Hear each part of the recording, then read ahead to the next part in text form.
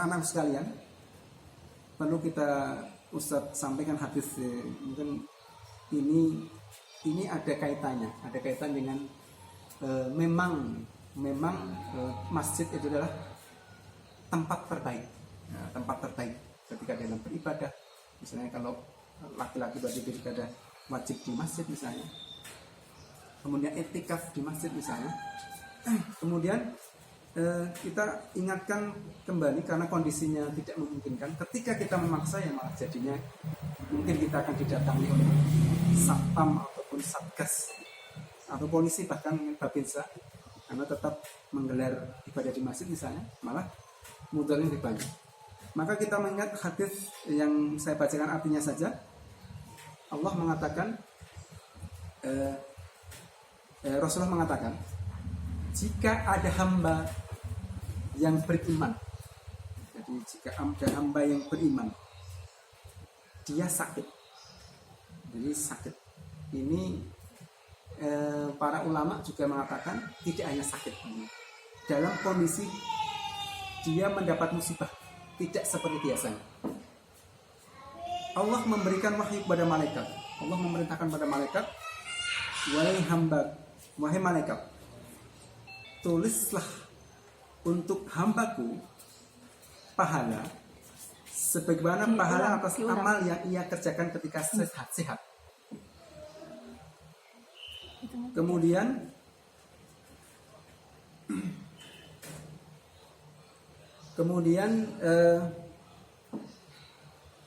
lalu malaikat mencatat dalam hadis ini, ketika seorang mukmin yang sakit, misalnya seperti ini, taruhlah saya ambil contoh si fulan gitu, nggak usah nyebut nama, itu setiap harinya dia pasti membaca Al-Quran 1 lembar setiap hari. Kemudian qadarullah hari Ahad, mungkin hari Ahad besok sakit. Kemudian yang menjadikan dengan sakit tersebut, dia akhirnya untuk membaca Al-Quran itu tidak bisa, karena dia lebih banyak tersibukkan dengan sakitnya yang membuat dia tubuhnya lemas sehingga banyak tiduran, sehingga tidak bisa membaca Al-Quran seperti mana biasanya. Maka ketika dia sudah lama lazimi beribadah, membaca Al-Quran itu setiap hari, kemudian pada hari Minggu dia sakit tidak bisa membaca Al-Quran, maka Allah memerintahkan malaikat untuk mencatat pahala membaca Al-Quran walaupun dia tidak membaca Al-Quran pada hari tersebut. Maka begitu pula ketika kita Ramadan sebelumnya, kita senantiasa beribadah di masjid, berzikir di masjid, tarawih di masjid.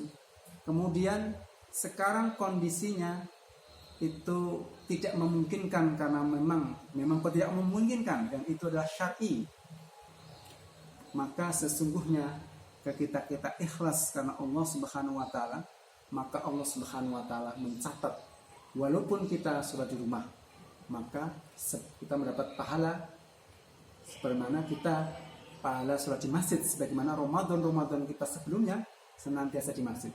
Walaupun kita iktikaf di rumah, berdiam diri di rumah, padahal rukun iktikaf itu adalah di masjid. Walaupun nanti ada ulama yang membolehkan, tetapi iktikaf di rumah ketika kondisi bahaya, tetapi para jumhur ulama mengatakan bahwasanya salah satu syarat iktikaf itu adalah ketika di masjid. Itu adalah syaratnya di masjid. Nah, ketika sebelumnya kita melazimi bisa iktikaf, maka walaupun di rumah kita mendapatkan pahala iktikaf. Kemudian kita sholat jamaah di masjid, walaupun sekarang hanya sholat jamaah di rumah, maka Allah Subhanahu wa taala memberikan pahala kita sholat di masjid. Maka inilah kemahamurahan Allah Subhanahu wa taala. Maka kita ikhlaskan, kita benarkan caranya, maka Allah pasti akan memberikan pahala sebagaimana Allah berikan pahala tersebut ketika dalam kondisi lapang. Ketika kondisi misalnya tidak ada COVID-19, ketika kondisi tidak sakit, ketika kondisi dia tidak mendapatkan gangguan yang sifatnya dia tidak bisa beribadah lagi, maka Allah Subhanahu wa taala tetap mencatatnya pahala.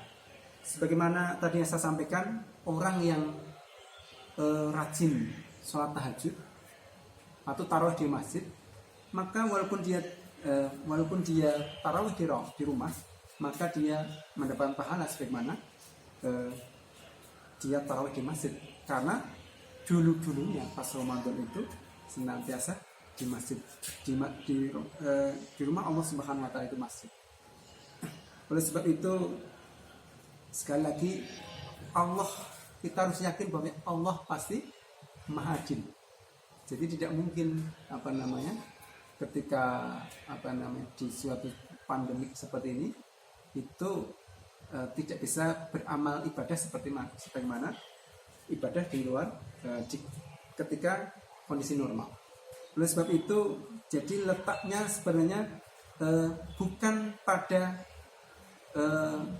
aman atau maksudnya letaknya adalah bukan pada sekarang pandemik, sekarang stay at home, sekarang harus social distancing atau tidak ketika kita beribadah.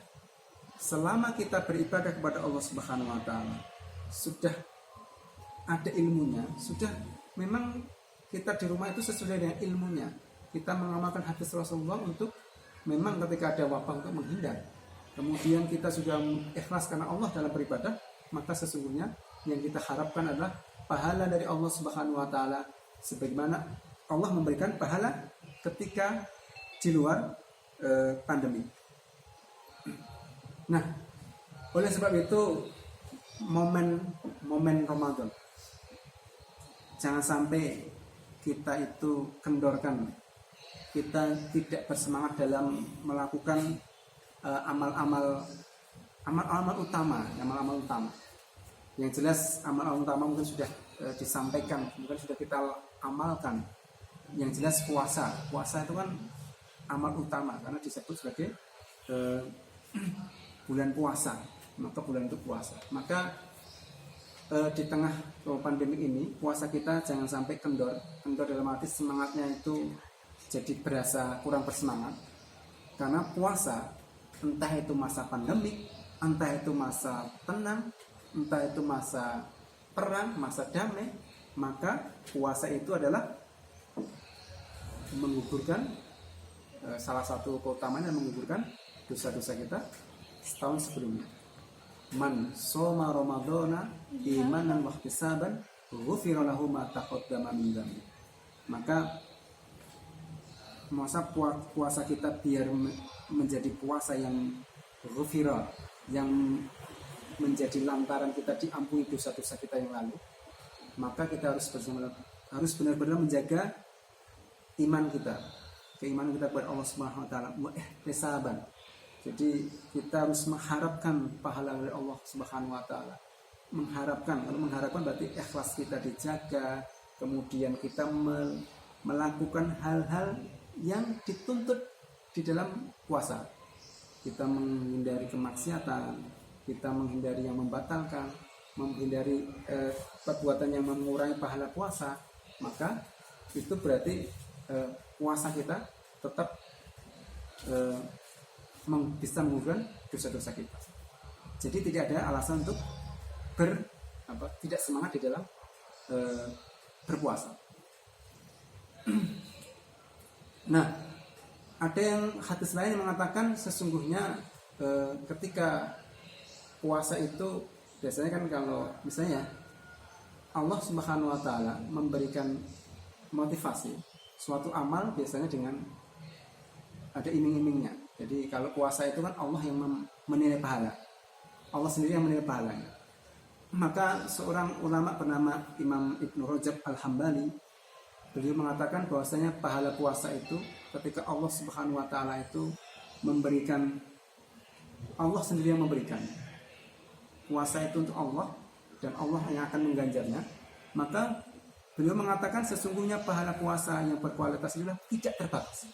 Tidak terbatas itu maksudnya tidak bisa digambarkan dengan dunia.